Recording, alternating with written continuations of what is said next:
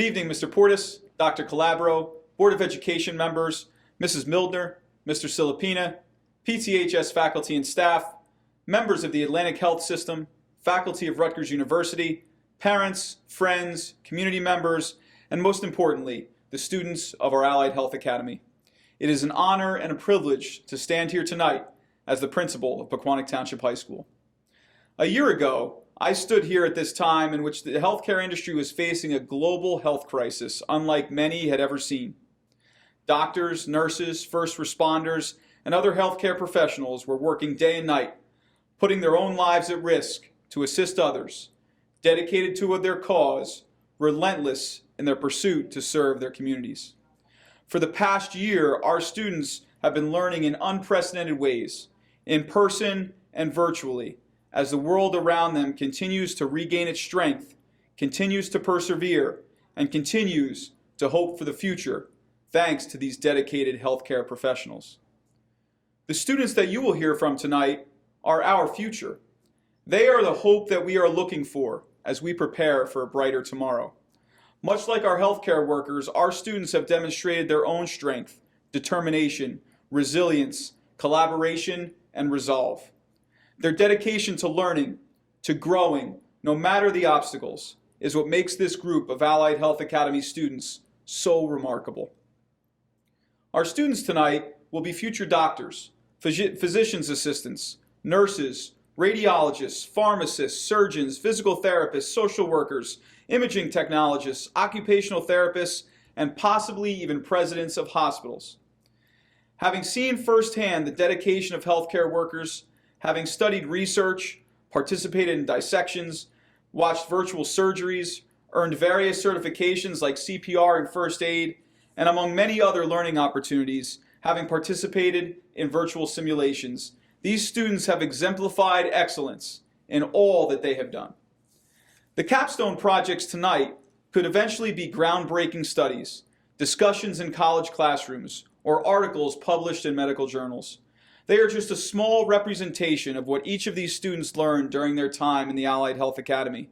And while these presentations are important and will be part of what will be a successful portfolio for these students in the future, what is equally as important, if not more important, are the relationships that this group have formed together, the partnerships with their dedicated teachers, and their experiences gained from watching professionals who have perfected their craft, who have a commitment and desire to help people in any way possible. If the past 14 months have taught us anything, it is the compassion of the human heart and the resolve of the human spirit.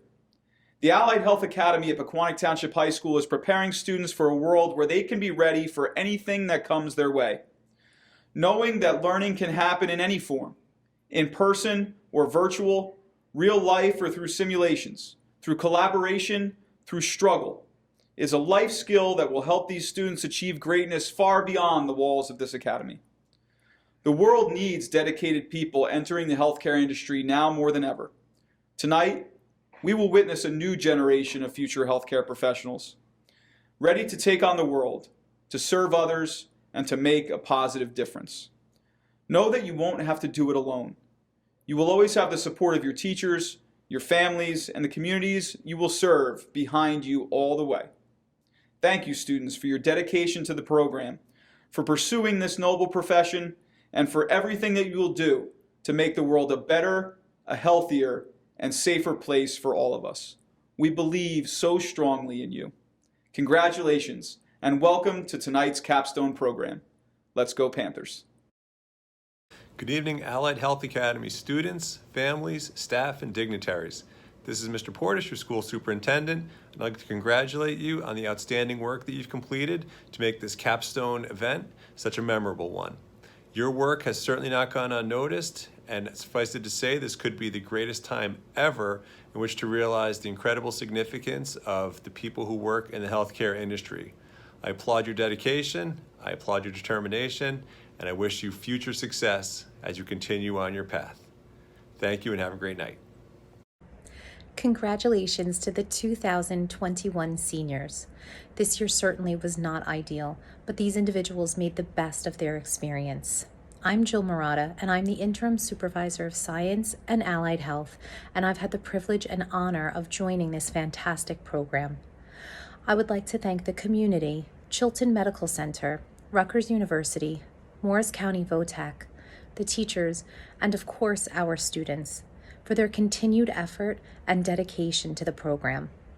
Good luck on your future endeavors.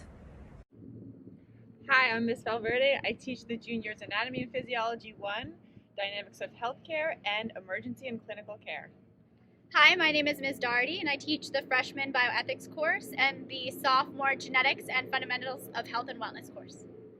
Hi, I'm Mrs. Carreri. I teach juniors medical terminology, dynamics of healthcare, and seniors anatomy and physiology 2. Hi, I'm Ms. Marks. I teach seniors AP2 and seniors clinical research. Thank you so much for attending this event, and we look forward to seeing how much progress the students have made throughout the school year working on their Capstone project. Hi, my name is Lucia Villas, and I want to take this opportunity to talk about my Capstone project. For the last couple of weeks, I have been researching and analyzing the probability of performing a C-section in an ambulance. This all started when I shadowed a nurse at the hospital. The nurse explained some of the cases they had over the years, and it caught my attention in the OB department.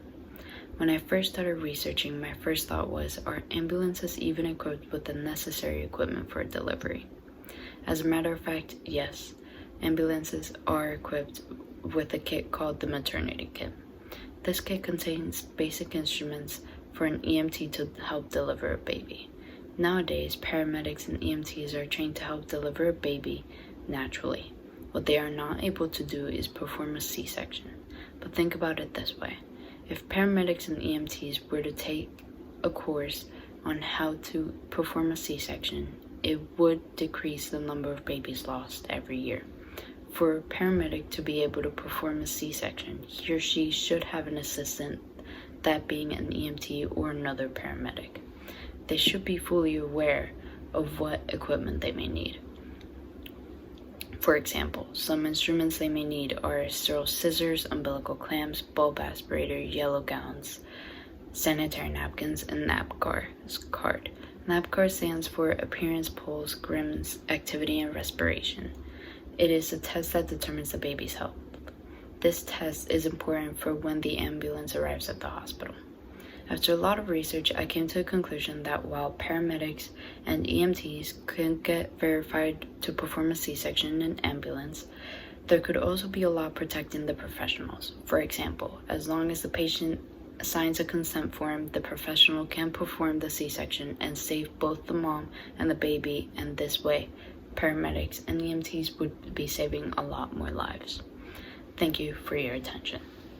Hello everyone, my name is Sewagebanagou. I'm an allied healthcare student for Pequannock Township High School. My topic today was inspired from my time at Chilton Medical Center, where I shadowed a patient who was suffering from a deep pressure ulcer.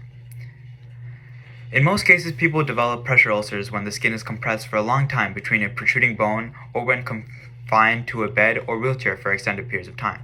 This compression will limit the flow of blood in blood vessels, which would normally bring nutrition and oxygen to the skin. Without this, the underlying tissue can deteriorate, and if left untreated, bacteria can infect the skin opening and lead to infection of the muscle or bone. Ulcerations can happen all over the body. Some of the most common sites of injury are the hip, lower back, tailbone, elbows, and heels. Additionally, there are many risk factors that contribute to these formations and distinguish the stages of the pressure ulcer. The healthcare system offers several types of treatment for ulcerations. However, the general recommendation is to follow preventative steps that will stop further damage to broken and vulnerable skin. This is done by increasing the patient's chances of healing. Some of the main strategies include relieving pressure, reducing shear and friction, inspecting the skin, minimizing irritations from chemicals, having a healthy diet, maintaining daily exercise, and keeping the skin clean and dry. Today I propose a device that is the future of ulcer recovery. Its design is a bandage structured wrap that has small collapsible acupunctural needles located at the center. The wrap is also made of sheepskin and the same material as an air fluidized bed. This is not only to promote relief to compressed skin, but also to efficiently improve healing. The objective of the special wrap is to stimulate blood flow and be able to restore normal levels of circulation to patients. Hello, my name is Leslie Carcomo, and my meta-analysis is managing intracranial pressure with adults with traumatic brain injury using hypothermia therapy. I chose this topic because I found it interesting that hypothermia therapy could manage intracranial pressure. The connection my meta-analysis has with Chilton is that we can recruit patients for our clinical trials at the hospital with different kinds of traumatic brain injury. The clinical trials can also be held at the hospitals, and we can collect data in the patient's room. Thank you. Hello, my name is Natalie Donda. I am a senior in the Allied Health Academy, and for my senior capstone project, I have chosen the topic of pilonidal cysts. A pilonidal cyst is commonly found in young boys who are developing or have a large amount of body hair. These cysts are also found in patients who sit all day or are obese. When these cysts become infected, they can become very painful.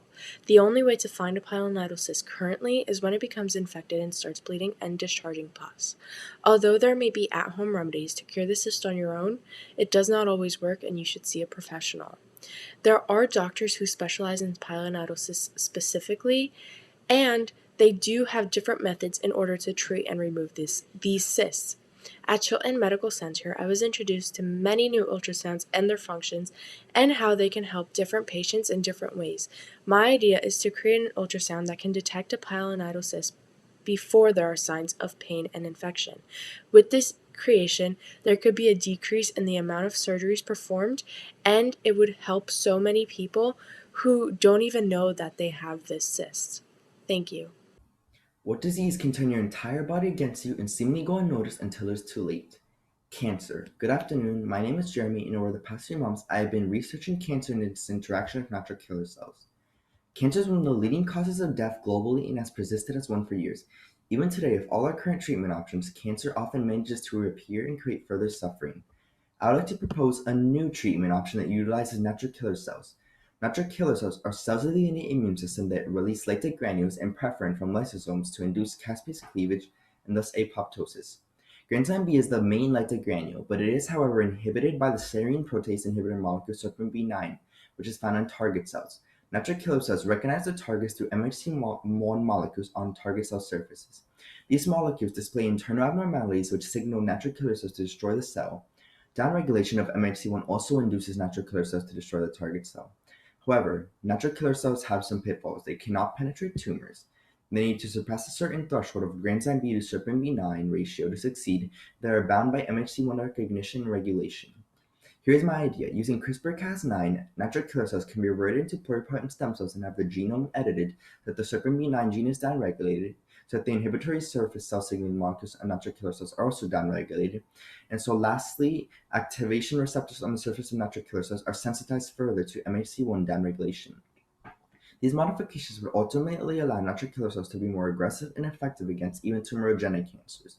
In order to limit the destructive nature of these modified natural killer cells, they would need to be injected close to the target cell site and have their telomeres shortened in order to limit their lifespan and prevent long-term body damage. This treatment could prove relevant in Chilton's Cancer Center. Lastly, I would just like to thank my teachers, Ms. Valverde, Ms. Curry, and Ms. Marks for everything they have done for us throughout this program. Hello there. My name is Hannah Go, and my proposed topic is a modification to the existing hyaluronic injection for people with knee osteoarthritis. I chose this topic because while shadowing the physical therapy department, there were a few patients who had difficulty in regaining mobility because of their underlying osteoarthritis. The current injections that people receive last about 6 months, and in some cases, surgeries can be pricey or unnecessary, so it's important to address new forms of treatments. The use of hydrogels are becoming much more popular because it's not only biocompatible with the human tissues and cells, but it's easy to manipulate. To reiterate back to osteoarthritis in the knees, the joints are worn down from old age, athletic injuries, or other accidents, so the synovial membrane no longer produces adequate fluid to keep the opposing bones from rubbing against each other.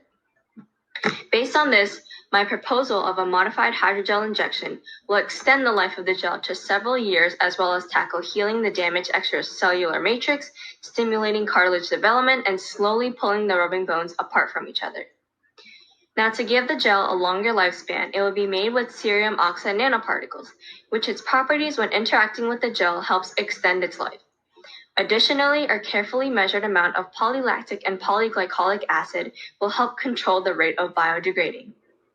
The components that help repair and improve the damaged joints include regrown cartilage cells, integrin-linked kinase, and elastomer.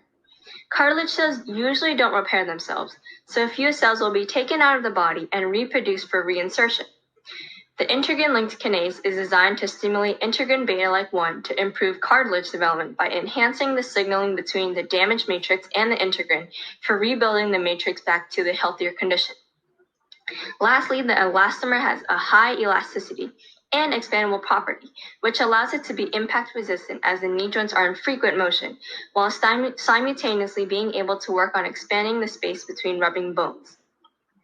All of these materials mentioned are biocompatible with the human body, so the risks of harming the surrounding tissues are very minimal.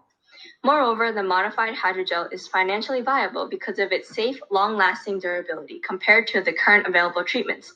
Thank you for watching and have a wonderful day. Hi, my name is Savannah Grimes and I'm a senior in Allied Health at Pequannock Township High School. I did my capstone project on using synthetic enzymes towards a medication for lactose intolerance. I did my capstone project on lactose intolerance because there are many people out there who suffer from this disease and do not have an FDA-approved medication to help. This disease can occur in either adults or children of any age. To be more specific, lactose intolerance occurs in the small intestine. The small intestine's job is to produce enzymes that will break down foods and absorb the nutrients for the body to use. One enzyme that the small intestine produces is lactase. The purpose of this enzyme is to break down lactose, which is the sugars in milk, into two basic forms of sugar, glucose and galactose. The problem occurs when the small intestine produces less lactase due to bowel problems. With the low production of lactase, the small intestine struggles to break down lactose, which ends up leaving undigested lactose to sit in the gut and eventually be broken down by bacteria, which causes gas, bloating, stomach cramps, and diarrhea. On the other hand, synthetic enzymes are organic molecules that recreate the function of enzymes.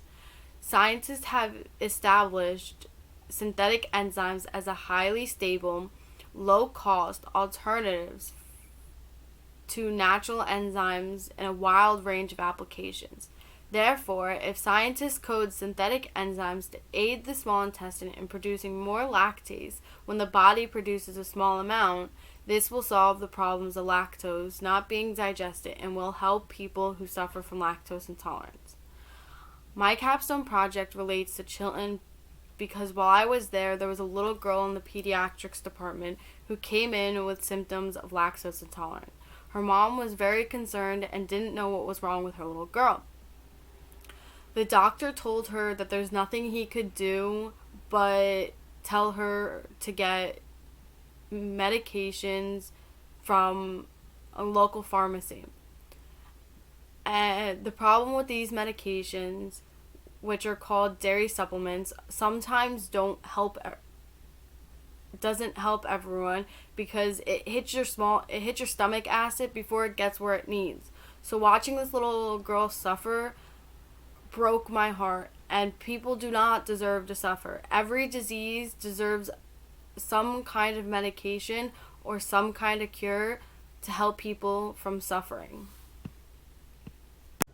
Hi there, my name is Lauren Liacci and I am a student in the Allied Health program. My capstone project topic is on the prevention of anterior cruciate ligament tears, also known as ACL tears. In my project, I talked about different ways to prevent ACL tears, including strength training and neuromuscular therapy. Anterior cruciate ligament injuries are very common in athletes and non-athletes. Ways to prevent this injury is crucial because it is so common and can lead to a health condition known as osteoarthritis in the future. Osteoarthritis is the degeneration of joint cartilage of the underlying bone and occurs after ACL reconstruction surgery. Neuromuscular therapy is known to better prevent injuries rather than strength training because it focuses solely on the ability for nerves to send signals to the muscles for contraction. This is imperative to the human body so that it will be able to contract muscles and counteract the force.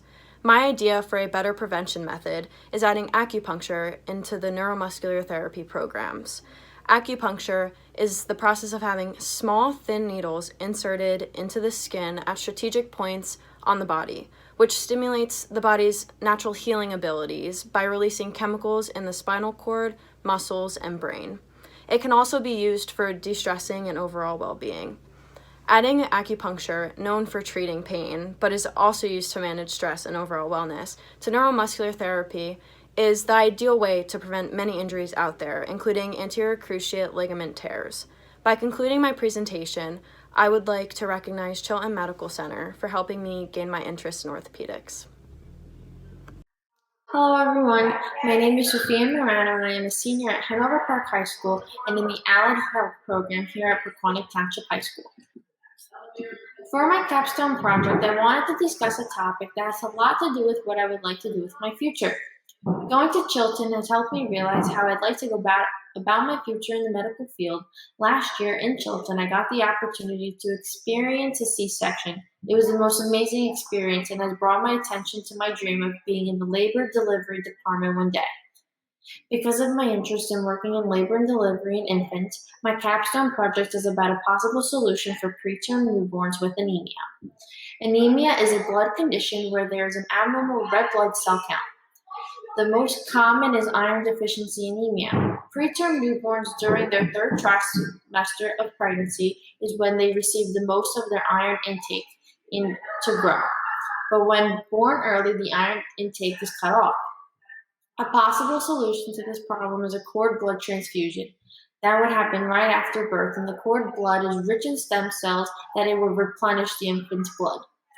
I would like to thank the Allied Health Program, Pequannock Township High School, and Chilton Hospital for allowing me to see where I would like to take my future in the medical field, and I will be continuing my journey at County College of Morris in the fall. Thank you for listening.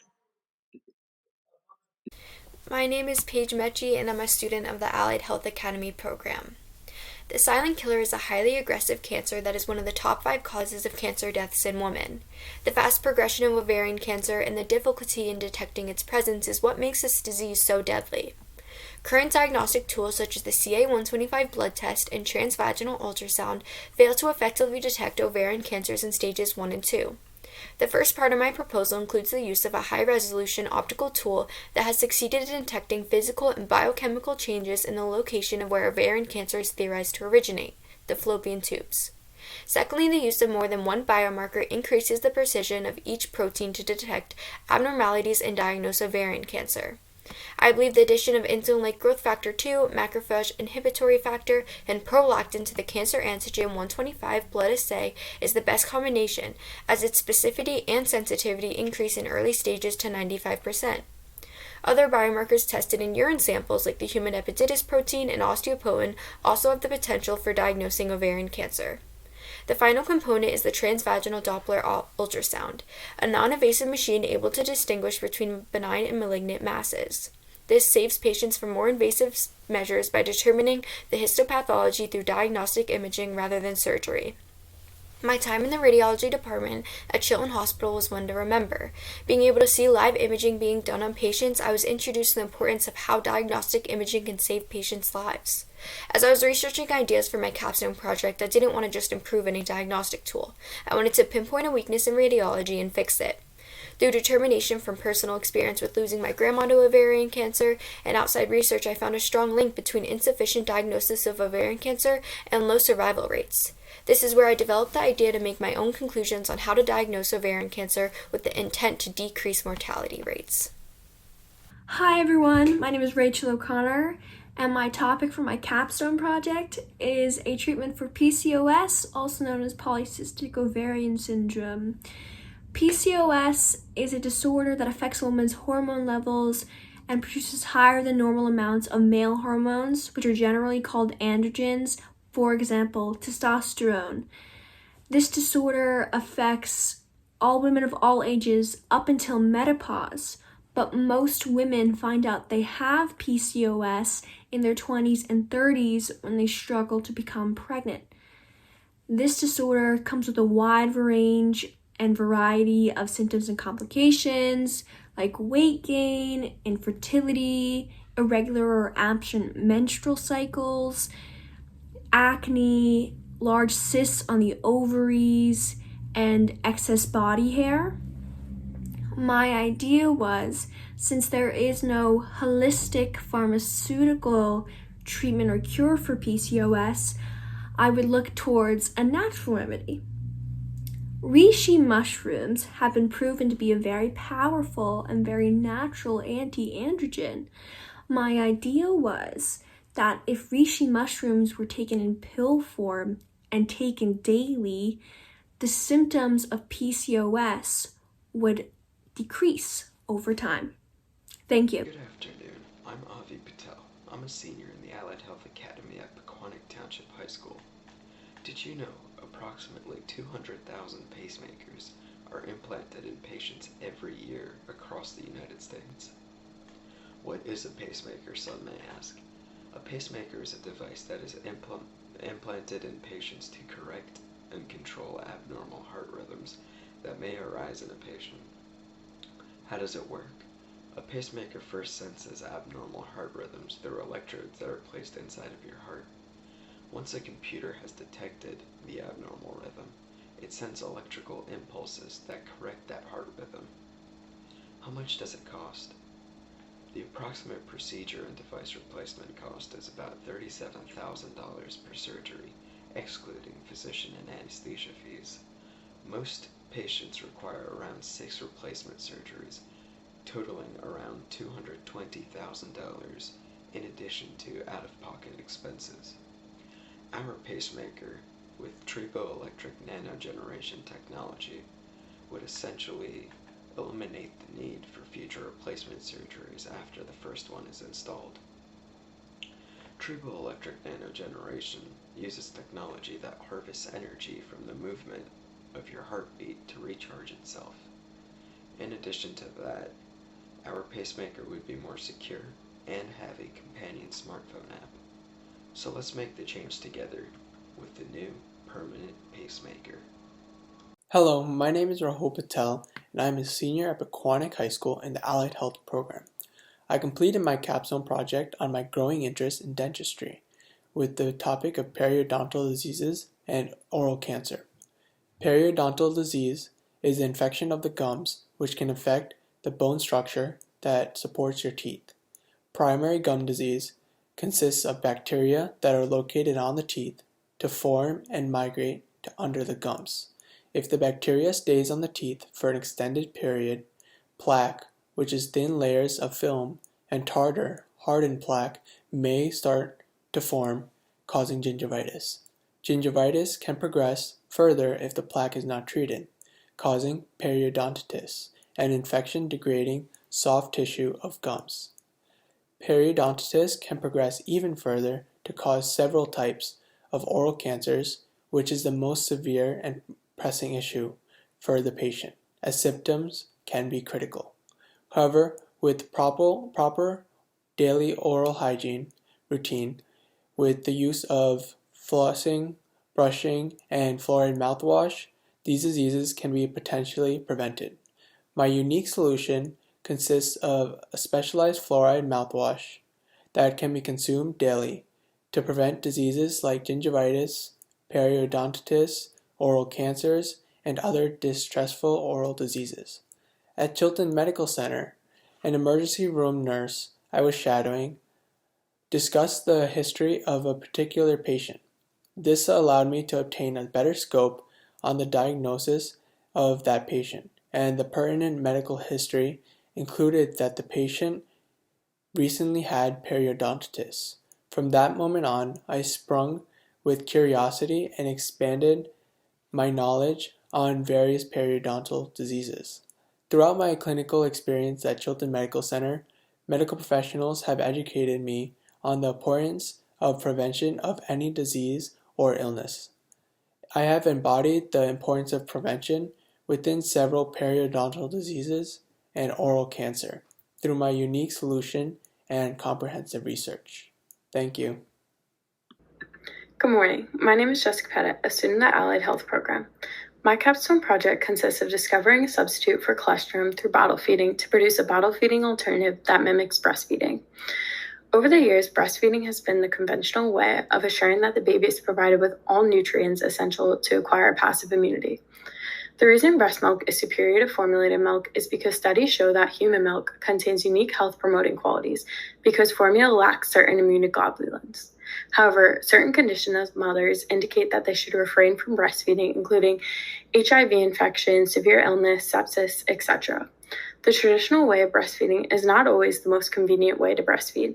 Therefore, the alternative mechanism is bottle feeding. Studies have shown that breastfeeding is an easier way for the baby to digest the milk. However, indigestion from bottle feeding requires an extended period of time between feedings, allowing the mother and other caregivers an increased amount of flexibility. The babies require a substitute along with formula feeding that can promote health and provide immunity to disease. Colostrum is provided within the first few weeks of breastfeeding and has been proven that formulas lack the addition of colostrum. Colostrum is released after a recent birth and is a significant way to increase growth and decrease the risk of disease because of the supply of nutrients. The substitution of bovine colostrum has been effectively tested through clinical trials and is safe to be added as a substitute to the formula.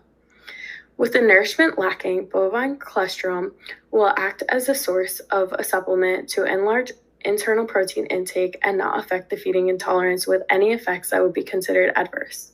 The Chilton Connection to Obstetrics unit inspired me because the nurses and physicians explain the importance of nonverbal communication between the baby and the mother. Thank you for listening. Hi, I'm Allison Piela, a senior in the Allied Health Academy. For my capstone project, I wanted to write about something I was truly interested in and passionate about. The topic I chose was potential solutions on eliminating nursing strike behaviors for children under the age of 1. When a breastfed baby suddenly refuses to nurse, this is most likely considered to be a nursing strike. This could be caused by mouth sores, illness, the mother's mental health, her ovulation patterns, and even a change in her smell. Babies who go through nursing strikes usually tend to lose weight and may have a change in their bowel movements and immune system. Nursing strikes can last from 1 to 2 days, or as many as 9 to 10, but typically the baby will go back to breastfeeding quickly. Still, this could be scary for both the mother and her baby, but there may be possible solutions to help. Through research, I was able to discover possible solutions to help prevent nursing strike behaviors. Oral sores and illness may make it difficult for an infant to latch on and nurse. Consulting with a doctor for a sore analgesic may help to numb the sore area, but for a more unique approach, using frozen breast milk before feeding may help to numb the area. Mothers should also understand how to efficiently maintain their milk supply. Nursing and pumping at night encourages ample breast milk because prolactin is present at higher levels. Using supplemental nursing devices may help when the mother's milk supply is low, and pumping helps prevent engorgement and mastitis. Nursing in a comfortable position and skin to skin encourages the infant to eat and also releases the hormone oxytocin, which relieves stress from both the mother and baby. It's important that a mother keeps a positive mindset while breastfeeding because their infants will show physiological changes that correspond with their emotions, such as stress. The result of my meta-analysis is to provide possible solutions to prevent and end nursing strikes. During my experience in Chilton, I got to shadow a lactation consultant who informed me on nursing strike behaviors. I believe the knowledge I gained helped me to write my meta-analysis. My name is Hasna Rojas. I'm a student from the Allied Health Program. My capstone project is about teenage with depression during quarantine. Everyone heard about the virus. You might have had the virus. Since COVID happened, everyone been quarantined for a few months. And because of it, most people are struggling with their mental health. So you might even be quarantined right now. And because of it, you might have depression. Some of the symptoms of depression are weight changes, less interest in school, drop of effort in school, doing less to maintain your hygiene, turning for alcohol and drugs, and worst case scenario, suicide. This is becoming more and more common, but there is a way to cope. One way is going to therapy. There are many types of therapy, such as family therapy, individual therapy, and cognitive behavioral therapy, or CBT for short. Cognitive behavioral therapy is one of the best ones for depressed teens. It's a psychological therapy where it improves your mental health and focuses on improving your emotions and developing coping mechanisms. On my Chilton rotation, I saw this man who was in the hospital, who was in urgent care.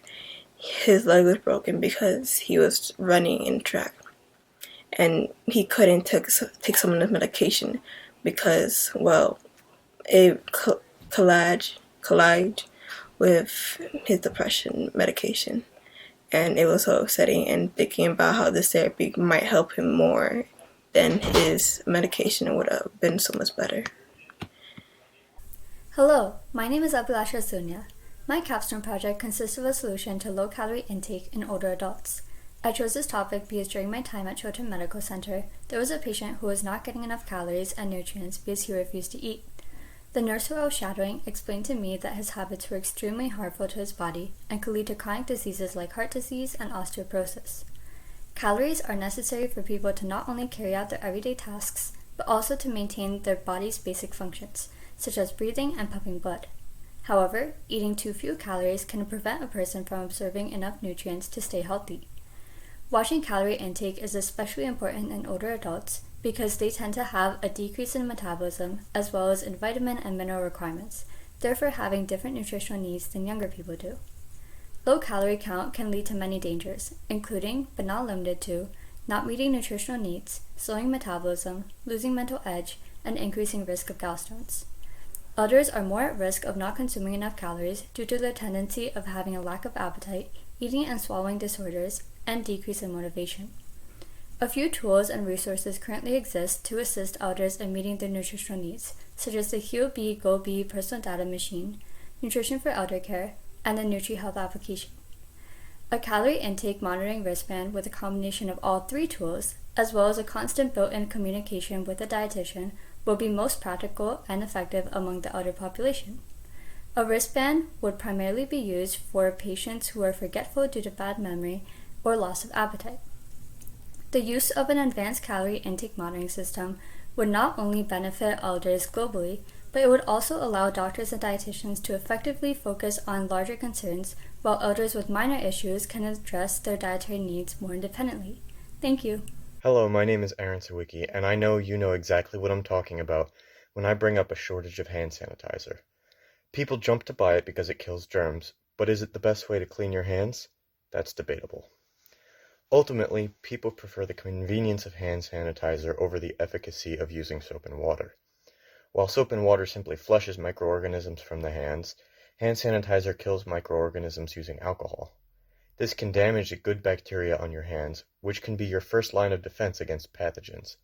Additionally, when you use hand sanitizer, all of the pathogens that the hand sanitizer kills stay on the surface of your hands until you wash them with soap and water. An example of hand sanitizers falling short is in the case of noroviruses, which attack the digestive system and cause symptoms like vomiting and diarrhea. Hand sanitizers can reduce the presence of noroviruses by about 50%, while simply rinsing your hands with water can reduce its presence by 96%. In public settings like schools, children have been observed to use hand sanitizers much more willingly than soap, and if the option is between hand sanitizer and nothing, then hand sanitizer wins hands down. However, in a medical setting, there is a highly diverse list of pathogens that people can be exposed to, so hand washing is imperative for employee and patient safety. It is also important, however, for employees to act with a sense of urgency around the workplace, especially in dynamic environments such as the emergency room. If employees are required to wash their hands with soap and water upon entrance and departure from every room, every 30 seconds of hand washing can add up and cause gaps and dissatisfaction in patient care. This is why places like Chilton Medical Center use foam hand sanitizers when it comes to leaving and entering rooms. What the medical industry needs is a sealed device that the hands can be inserted into that gently sprays the hands with soapy water and scrubs them shortly before spraying them down with water. This will speed up the hand hygiene process while ensuring patient and employee safety. Thank you for listening. Hello there, my name is Solma Shah, and I'm a student of the Allied Healthcare Program. My proposed topic consists of a diet of foods with 7-8-dihydroxyflavone, DHF, and a microdose of a serotonergic psychedelic. My research diet will improve the mental health quality and memory retention of those with Alzheimer's disease. This diet consisting of a 10 microgram dose of psychedelics every 3 days and foods with 7-8 DHF being consumed every day works in favor of those with Alzheimer's. Changing BDNF to TRKB signaling has been promised as a method in reversing the cognitive defects in preclinical models of Alzheimer's. In 7-8-DHF, being a TRKB agonist has a direct positive impact on this change in signaling. The microdosing aspect of this diet suggests that negative moods are improved, depression especially, and an increase in a positive mood, energy, lifestyle habits, and work effectiveness are all prevalent, as suggested by the Panache checklist and the data of over 1,000 individuals. Symptoms of migraines, brain injury, shingles, and other conditions were also alleviated over an 18-month period. My experience as a shadowee at the Chilton Medical Center has led me to research the topic of Alzheimer's. As a junior in high school, the highlights of my in-person shadowing experience consisted of hearing the stories of and interacting with all types of patients in all types of wards. I specifically remember being in stark disbelief as one patient, his name undisclosed, told me stories of his old days as a cop and his wife's battle with Alzheimer's. There I learned that Alzheimer's is not only pernicious towards its victim, but also those around them. Hearing the man's stories, I decided to research this disease and finding a possible cure. Hi, my name is Adele Shepin and I am in the Allied Healthcare Academy. My capstone project discusses the effects of dieting and aerobic exercise on IBD patients. So what does IBD mean? IBD is a broadened term used to describe disorders that involve chronic inflammation of the digestive tract. The two diseases categorized as IBD are Crohn's and ulcerative colitis. Due to inflammation of the digestive tract, people suffer unpleasant symptoms such as rectal bleeding, weight loss, and fatigue. Aerobic exercise is crucial for individuals who suffer from IBD. Obesity plays a negative role in the development and course of the disease. The accumulation of creeping fat causes intestinal inflammation. Research has proven that muscular individuals have a significantly lower amount of bacterial translocation. Engaging in regular physical activity is one of the major determinants of health. Some IBD patients feel limited to the amount of physical activity they are comfortable taking part in. However, 72% of IBD patients believe treatment improved their desire to exercise. 99% of IBD study participants viewed exercise as healthy and most encouraged its practice. I am proposing to create a computer program for patients to chat with nutritionists, gastroenterologists, personal trainers, and therapists. The patients will be monitored by the healthcare providers at all times to ensure that they receive the best possible care. A nurse I shadowed at Chilton Hospital had a patient who was diagnosed with IBD and was overweight. I then researched what IBD was, how it affected the body, and how exercise could change the life of an IBD patient. Thank you so much, Chilton Hospital employees, for all of your hard work and determination.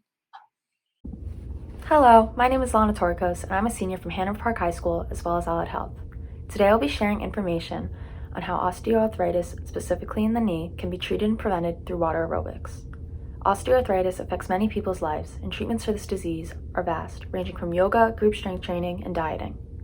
Prevention for osteoarthritis is not as explored though, and water aerobics is the perfect solution to help patients treat their disease as well as prevent it in individuals who are inclined to it. Water aerobics is a low-impact exercise, and any patient of any age can easily perform the treatment in a pool setting. Water aerobics is an exercise mixed with strength training and yoga, and provides many health benefits that can prevent osteoarthritis. In Chilton, while shadowing in the physical therapy department, I saw firsthand how osteoarthritis affects individuals from all age ranges and health statuses. This new view on this disease inspired me to find a new way to treat osteoarthritis as well as prevent it. Thank you. Hi, my name is Bleona Abazi and I'm a senior. This year as seniors, we were given the opportunity to create a capstone project.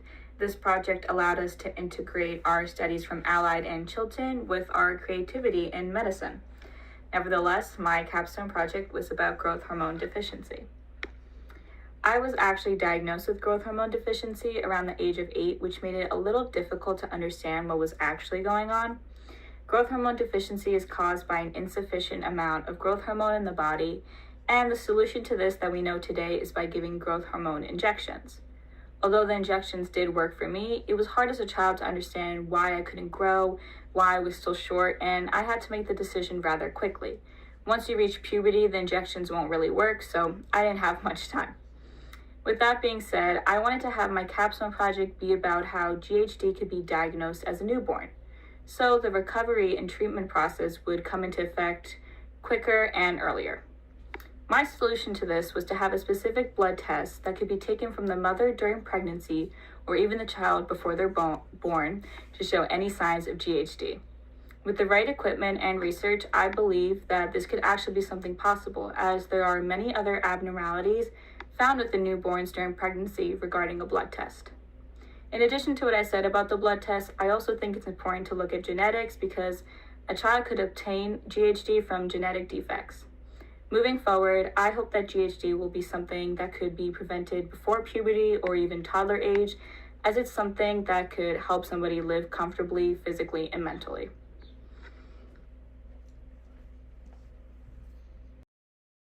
Hello, my name is Isabel Arroyo and I'm a high school senior attending the Allied Health program. My capstone project is on the use of immersion and pressure during labor and delivery. On average, 4 million women give birth each year. With that comes different practices when it comes to laboring and delivery. In many instances, hospitals have a routine that does not allow different techniques and practices to take place. This can be unfortunate for many mothers as there are a plethora of different laboring positions and techniques that can put them at ease and can even be beneficial towards the baby. Immersion is a technique that continues to gain popularity over the years. Immersion is the act of placing the mother in a pool of water. This is more commonly known as a water birth. The use of water helps with the pain and discomfort that comes with laboring and is proven to reduce the likelihood of tearing. During immersion, the water acts similar to the amniotic fluid, creating a similar environment for the baby. Along with immersion, counterpressure is another practice that can be utilized. Counterpressure consists of applying steady pressure to the lower back while contractions occur. Labor contractions can present as pain in the lower back and sacrum. This can be eased with counterpressure by applying the palms of one's hands on the rise of the sacrum. The use of these techniques can provide extreme relief and benefits for both the mother and fetus. It may reduce the pain and discomfort, especially for women wanting to do an all-natural birth. Counterpressure has not been proven to disturb or hurt the fetus during labor. As for immersion, the warm water helps the fetus keep their core temperature while also providing a safe and familiar environment. Both the use of these techniques together can show great results for the mother's laboring experience and a safe delivery. My interest on this topic grew after I was able to complete my hospital rotation in the mother-baby unit. During my rotation, I was able to interact with the newborns and I was able to talk to their mother and gain insight into her experience. This is when it became apparent to me that it is important that we offer mothers flexibility and control when it comes to their birthing process and help them with their needs. Imagine if we could save those predisposed to trauma by deleting the presence of trauma in their bodies before they were even born. Hi, my name is Shalene Bordewaker, and I propose that we use CRISPR-Cas9 technology to edit out epigenetic markers of trauma, specifically culturally rooted, to help save future generations from physiological and psychological trauma effects that they never lived through. I came up with this idea because at Chilton Medical Center, I never got to visit the psychiatry unit and see anything relating to therapy or helping those that have disorders such as PTSD and depression. I wanted to know what we, as a generation of healthcare workers, know about epigenetic trauma transmission and how to help those afflicted, and I never received a proper answer, so I took it into my own hands to find a solution. Although this topic is relatively new, research has shown that parents and even grandparents that live through relatively traumatic cultural events, such as, for example, the Holocaust, pass down genes and traits for their children that are trauma-rooted, such as naturally high levels of cortisol and markers for PTSD. Hello, my name is Genevieve Castillo, and my capstone topic relates to the prevention of hereditary metabolic disorders in Hispanic children through the MC4R gene or protein mutations. Among Hispanic children, the most common hereditary conditions presented are type 2 diabetes, abdominal obesity, metabolic syndrome, and insulin resistance. Data proves that 20% of the selected Hispanic adolescent population are affected by metabolic syndrome, as it is a genetic contribution. Adiponectin additionally plays a role in the presence of metabolic syndrome, as it is in charge of metabolizing sugars and lipids within the body. Increased insulin sensitivity is also important in order to make sure the body is adequately reacting to insulin and preventing diabetes.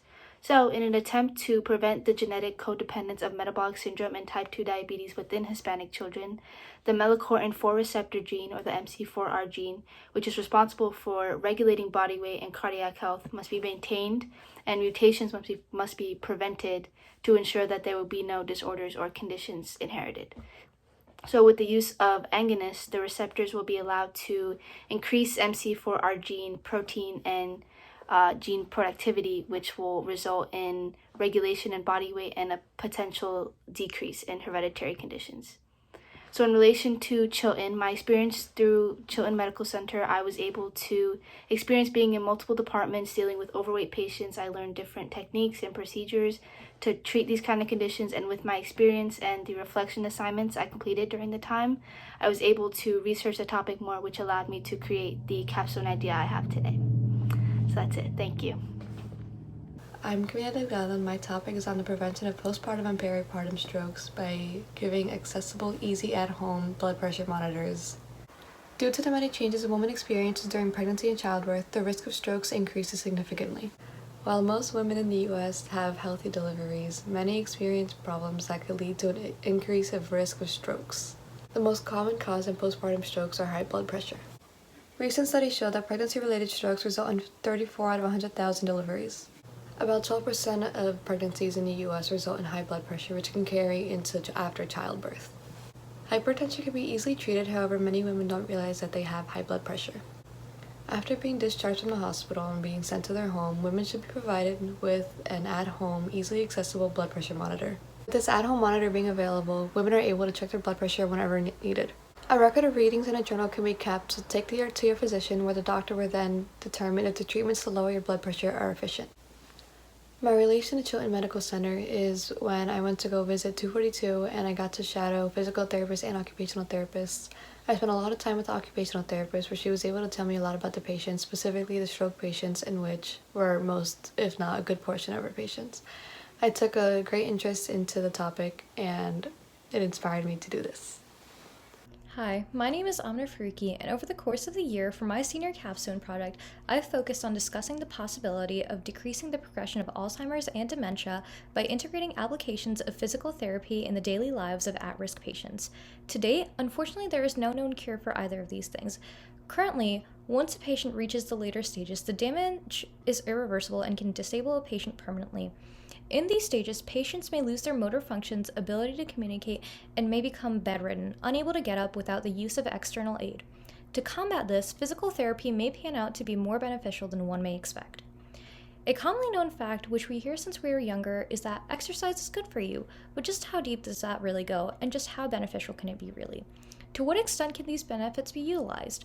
Through various research, I managed to find similar ideas in which once patients were diagnosed, physical therapy combined with various cognitive exercises showed minor improvements in cognitive decline. The logic behind this is that by moving around more, it increases blood flow and oxygen to your brain, beneficial to slowing progressions. So, since there was only minimal improvement in the previous experiments, the proposed theory now is not yet a cure, but as a decrease in the progression rate. Since we know that exercise and physical therapy is good for you both physically and mentally, what if we integrated physical therapy into the lives of people in their early senior years, or even those who are more at risk for either Alzheimer's or dementia? Potential patients could start going on walks, climbing stairs with lower steppers or external aid, or even just do little hand exercises, anything that will make them move around a bit, to just maybe give them some more lucid time. Thank you for taking the time to listen to my idea. I was driven to do more research on this topic as I have seen the effects of dementia up close in a loved one, but I was lucky enough to have been able to shadow various physical therapists at Chilton Hospital, where they also introduced me to the idea of the reaches of physical therapy. I hope you found this to be just a little bit insightful in terms of using physical therapy to try to decrease the rate of the current uncurables such as Alzheimer's and dementia. Thank you. Hello, my name is Gianna Getz, and I'm from the Allied Health Academy here at Pequannock Township High School. During my capstone project, I began to find an interest in the mental health of women during and after pregnancy. With this interest, I came to the conclusion of how important it is for everyone to be aware of postpartum depression. Postpartum depression is an overwhelming issue many women face after childbirth. It takes a major toll on their mental health along with their physical well-being. This state of depression can later affect the mother and possibly the child, if not treated immediately. Some long-term effects of postpartum depression include anxiety, depression, alcohol or drug abuse, cognitive disorders for the child, behavioral issues, etc. Women are only treated for postpartum depression if they notice that there are symptoms and bring it to the attention of their doctor. However, there are many women who are unaware that they fall into this category, living undiagnosed. In order to prevent any kind of harm to the mother or child, mandatory screenings should be implemented weeks following the childbirth. These screenings include the patient health questionnaire, which can determine the severity of the case along with the necessary treatment. Through my time at Chilton Medical Center, I was introduced to the obstetrics department, hearing nurses speak of the risks that mothers have after they deliver their child. I never knew about the issue, so I began to research it on my own and learned that there are preventative options. The problem is growing more and more, and if it can be avoided, then the healthcare system must come together to protect the mental and physical welfare of mothers and children everywhere. Thank you. Hi, my name is Olivia Gurska, and I'm a senior at Montalvo High School. Throughout the last 2 years at Allied Health, I was able to take a peek into my future in healthcare, and I'm very glad to share some of the knowledge I have gained. With the advancement of technology, new, better ways of treatment are being found for diseases that have been previously thought as incurable. One of such advancements is the CRISPR-Cas9, a gene editing technology that uses proteins taken from bacteria as a way to cut up parts of DNA and insert the fixed part. The CRISPR-Cas9 system was quickly decided after the discovery as the simplest way to genome editing. Said modifier at this moment only works on single-point mutations like HIV and cystic fibrosis. Another disease that has a great potential working with it is a sickle cell mutation that causes sickle-shaped blood cells. One of the main reasons why said disease is a great candidate is because blood cells are much easier to test on as they can be taken out of the body rather than do the changes immediately inside the person. Finding a cure for a disease genetically as simple as sickle cell is a very huge step forward to find treatments for more complex diseases. My topic, which I have just presented to you, is actually a fruit of a conversation I had with a lab assistant I have met back in Chilton. At the time, we were looking at blood samples, and I have asked if she ever seen a sickle cell sample, which she said yes. And from there on, we went on a tangent about gene modification and possible treatment for the said disease. At the time, we have never came up with the CRISPR-Cas9 conclusion, but it motivated me to find a solution. Thank you very much for listening. Hi, my name is Juliana Guerra, and my topic is different ways for children to cope with their anxiety with leukemia. Leukemia is a type of cancer that affects the body's blood-forming tissues, which includes the bone marrow and the lymphatic system. The leukemia can disrupt the production of healthy white blood cells that are designed to multiply, fight infections, and die off. This includes several different types of reactions and emotions children may have when having leukemia. It not only takes a toll on the family, but the children just as bad. It is important to recognize and understand a child's specific needs. Maintaining normal routines and providing boundaries are very important to comfort a child with their unpleasant emotions. I can relate to this because on September 20th, 2012, when I was 9 years old, I was diagnosed with acute lymphocytic leukemia. My anxiety this time was unexplainable, and I could have never have done it without my support group of my family and friends. This experience made me stronger and more compassionate for others. If I could help anyone that is going through the pain and suffering I went through, it would be an amazing feeling and accomplishment. All of these emotions can be caused from the effects and symptoms of the medications, the procedures, and the treatment process, etc. Moreover, this brings the idea of a kid-friendly calendar explaining when everything is coming up. This introduces the treatment calendar. It shows when procedures, treatments, and how long they would have to take medications. It also includes a mountain representing how far along you are in the treatment process. This method would help the child to understand what is coming up in their treatment process and not have anxiety on what's to come next. This calendar would definitely be kid-friendly. To connect this to volunteering in Chilton Medical Center, I was in the ICU department one day in the hospital, and a patient had a severe type of cancer that kept her in the hospital for months. Even though she was in the hospital for a long time, she was still scared of needles. To comfort her, I held her hand tight to release any anxiety she had. This concludes my topic on different ways for children to cope with their anxiety. Having this calendar can reduce child's anxiety on how long and when they have to take their medications or do procedures in their treatment process. Thank you very much. Hello, my name is Emma Heaney, and I will be discussing my topic of the treatment of preeclampsia. Preeclampsia, also referred to as toxemia, is a condition in which women have high blood pressure and protein in their urine during pregnancy. This condition is not one to last throughout the entire pregnancy, but can develop anywhere between 20 weeks or 34 weeks. Preeclampsia can be both mild and severe. The more severe cases can lead to eclampsia, which is a more serious condition where seizures may occur, creating a higher risk of death. Preeclampsia is associated with the placenta, which is an organ discarded at birth that supports the normal growth and development of a fetus. Mothers can find out if they have preeclampsia as they go for each of their prenatal checkups. Tests to check can include checking urine levels, kidney levels, blood clotting functions, ultrasounds to check the baby's growth, or a Doppler scan to measure how much blood is being brought to the placenta. Depending on the due date, treatment can vary. If the mother is diagnosed late in the pregnancy, the best solution is to deliver the baby. There have been 2 treatments that can be effective in the cases of preeclampsia. The first is magnesium sulfate, which greatly decreases the patient's blood pressure and has been shown to be the most effective in the prevention. The second treatment is calcium supplementation, which has been proposed by some to have moderate benefits in the prevention, but can also be most useful for women who already have a calcium deficiency. A disease-specific clinic, for example, a preeclampsia clinic, would be a way for women to learn about the disease, how to manage the disease, and how to help themselves and their unborn child. This clinic would have doctors, nurses, nutritionists, fitness trainers, educators, and phlebotomists. This clinic would accept insurance and allow women to be referred to by their obstetrician or a self-referral. Being able to visit the labor and delivery department at Chilton has increased my interest in this field and pregnancy overall, which is why I chose to discuss my topic on preeclampsia. Thank you. Hello everyone, my name is Dana Yuspa and I'm a student from the Allied Health Program. Today I will be discussing using enzymes to break down ascites. Ascites is the accumulation of fluid in the stomach which results in abdominal swelling. Ascites is typically treated with a procedure called paracentesis.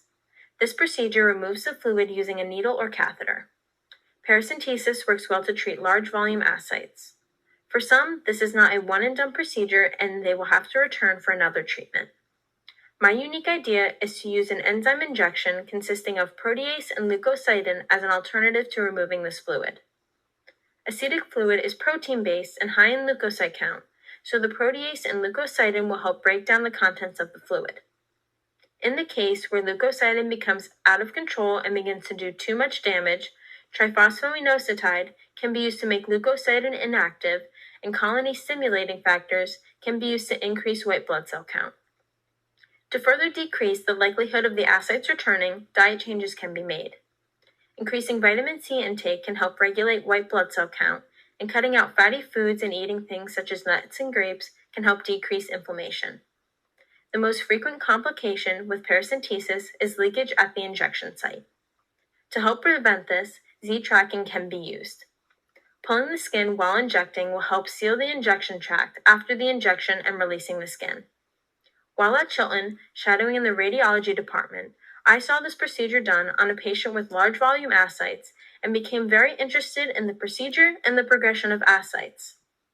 Hello, my name is Caroline Kaluri, and I'm here today to talk about the leading cause of sudden death globally, heart attacks. Heart attacks usually happen when there's a blockage in the coronary artery, and these events happen very fast and silently. Some things that can bring a person into this situation are high blood pressure and cholesterol, and sometimes a family history of heart attacks. There are a few ways to control these risk factors, but they are not a complete solution. So, to resolve this problem of sudden deaths caused by heart attacks, I propose to create a cardiac software that can calculate the heart's activity and catch heart attack-like symptoms. With the alerts provided by the cardiac application, many individuals will have an opportunity to save their lives before entering the last minutes of their heart attack episode.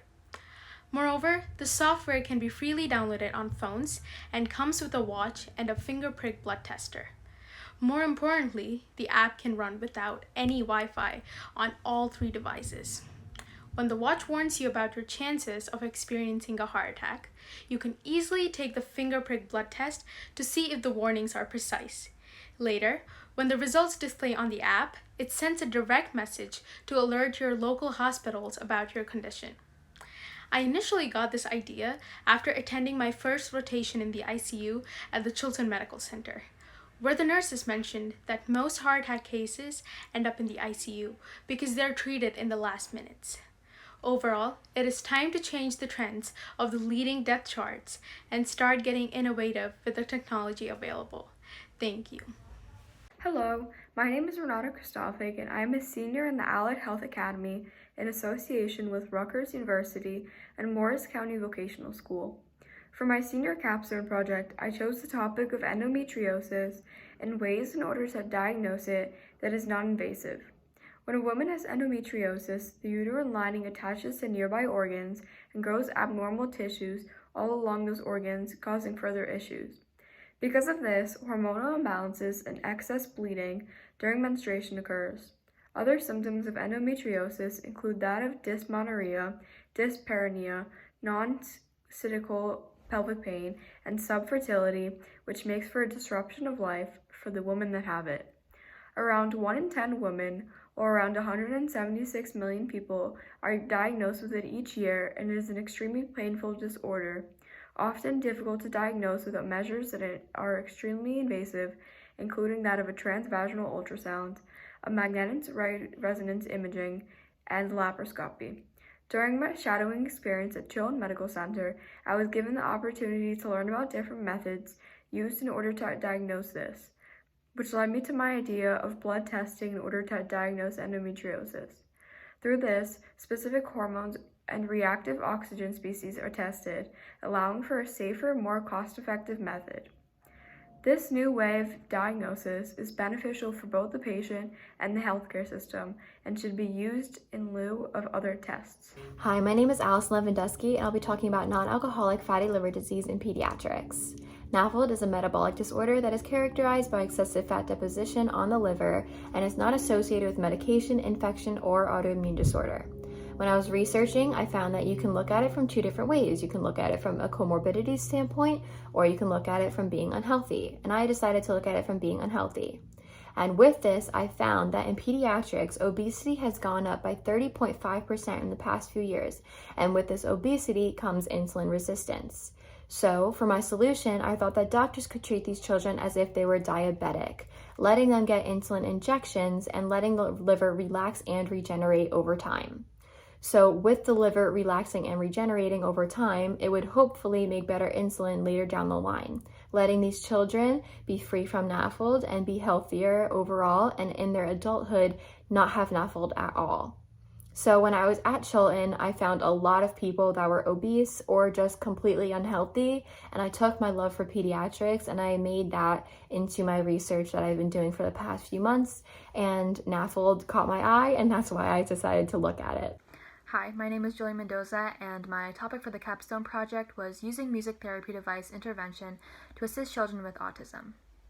My analysis touches upon autism and the autism spectrum disorder, as those who are diagnosed with this condition exhibit symptoms that are treated with antipsychotics or therapy. Since there is no direct treatment to ASD, I wanted to come up with a solution that was both engaging and versatile for the child. By researching the benefits of device use in children with autism, I learned that technology played a major role in facilitating involvement and educational growth in classroom settings. In addition to this, I researched the effects of implementing music therapy services to children with ASD. And as a result, this form of therapy was highly beneficial and produced nothing but positive effects for the patient, such as enhanced neurological development, increased attention, and memory. My solution was to apply elements of music therapy into a singular program.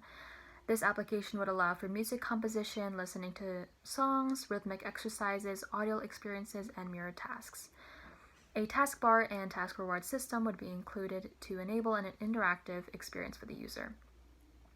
This program can be used in any setting imaginable, like schools or therapies, and improves the individual's comprehensive cognitive, motor, and memory skills.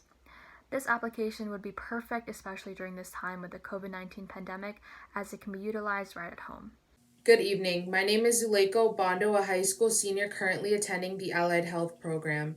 My capstone project that I created consists of the prevention and treatment by including 4 ways to treat multiple sclerosis through creating a new drug.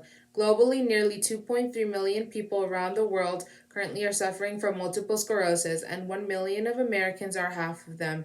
Currently, there have been no cure to help stop MS. However, with the testing and creation of a new drug, it can help drastically change and alter the effects multiple sclerosis has on those who become affected. The vitamins and minerals that will become tested include vitamin B12, vitamin E, selenium, and calcium. Each of these components play a special role in creating a drug that helps minimize the effects MS has on the body. Multiple sclerosis has become a disabling disease of the brain and spinal cord that tens and thousands of people have to deal with on a global basis, and now is the time for consumers to have any form of a drug that can alter and or reverse the changes before it is too late. Our unique idea is to combine all of the data from the tested vitamin and drugs and to combine them all into one. While the drug in creation during this research does not provide a cure, it will drastically alter the effects of multiple sclerosis and improve the quality of life by minimizing its rapid effects MS has on those affected. One connection that can be drawn from my experience at Chilton was being able to interact with doctors and nurses after having to help an older patient who was already diagnosed with multiple sclerosis. One thing I gained from this experience in Chilton was that in a hospital setting, nurses, technicians, doctors, and more medical professionals all have to work together in a group in order to help the patient recover faster. It is everyone's goal to have a good overall patient experience in order to provide a safe and clean environment for all.